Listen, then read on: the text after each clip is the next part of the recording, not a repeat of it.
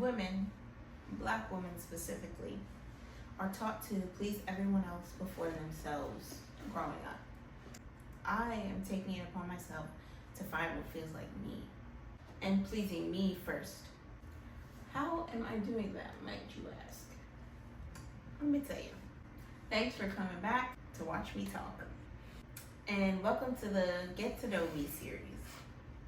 So, how have I come to a point where I'm pleasing myself first before anyone else? Learning about myself, about life, literally everything around me. Just learning. And I've learned a lot within the past year and some months of me moving, and also the last 4 months or so of beginning content creation. So, here's what I've learned. First thing I learned, I did not know myself that well.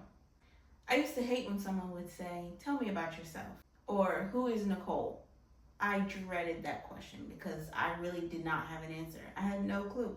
But over the past couple months, I've really had time to sit with myself and figure out me and what I like to do and what I don't like. For anybody wondering, I like yoga, I like cooking, I like baking, I like the feeling that I get when I consistently work out and how strong I feel.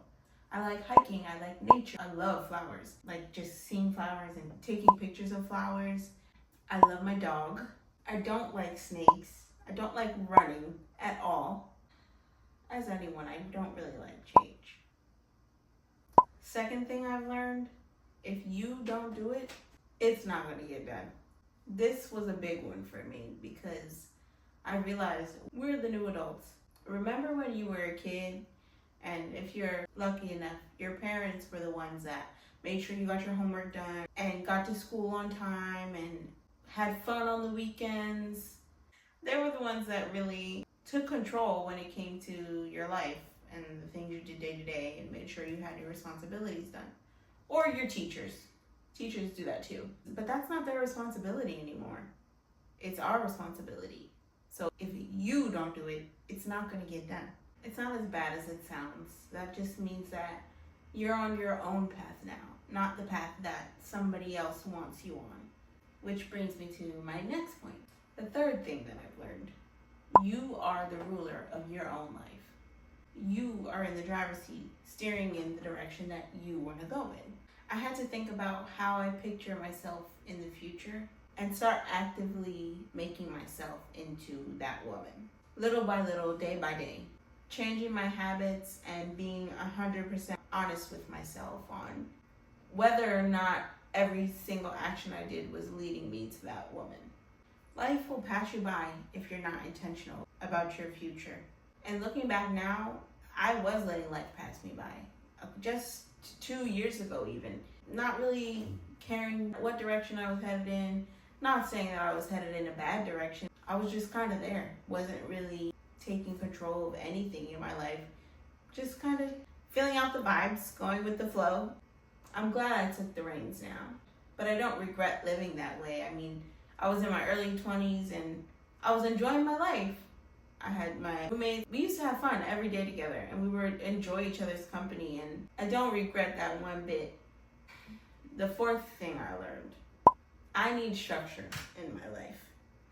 I've had to use a couple things to keep me on track, like calendars, planners, the reminders in my phone, timers, checklists, all of that.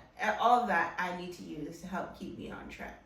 And all of these things are made for that exact purpose, so don't be afraid to get help where it's offered to you. Use the resources around you to help you stay on track. All those things have really helped me take control and hold myself accountable to the things I tell myself I'm going to do. My mom, she used to have a Palm Pilot. Bring back the Palm Pilot. I feel like that's what I need. That would really help me stay on track. And the last thing that I learned, number 5.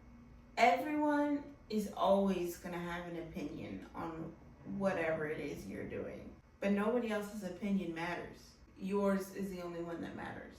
I go to sleep at night knowing that I'm doing what I want to do and I'm only pleasing myself, not anyone else. Everyone else has their own experiences and their own traumas that they've grown up with that shape their opinions. So why would I let that affect me and what I'm doing? That's not my experience. I have a statue in my office at work of a elephant riding a peacock. And my coworker had asked me, what's that for? So I told her the story behind it. Basically, my old roommate and I one day were using Oracle cards. It's like a deck of cards that you shuffle and you ask your ancestors a specific question. So my question at the time, because I had just gotten a new job, was, is this new job the right move for me?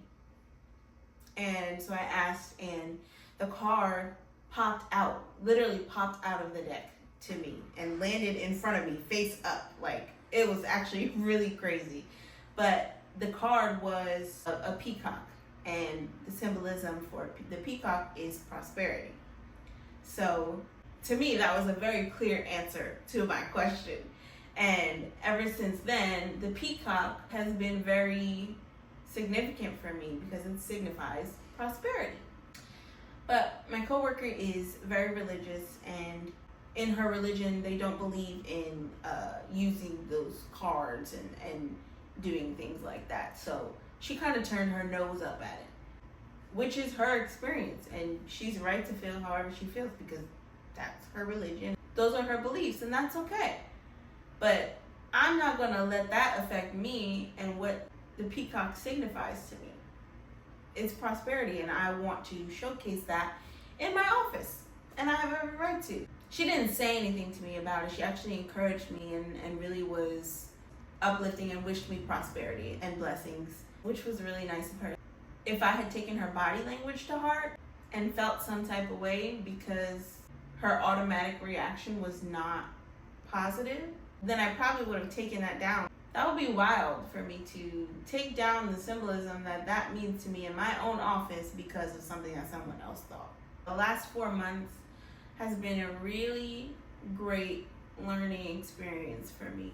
It's taken a lot of stress off of me and even lowered some of the anxiety that I had about my future, because I know I'm working toward my future every single day and still constantly learning.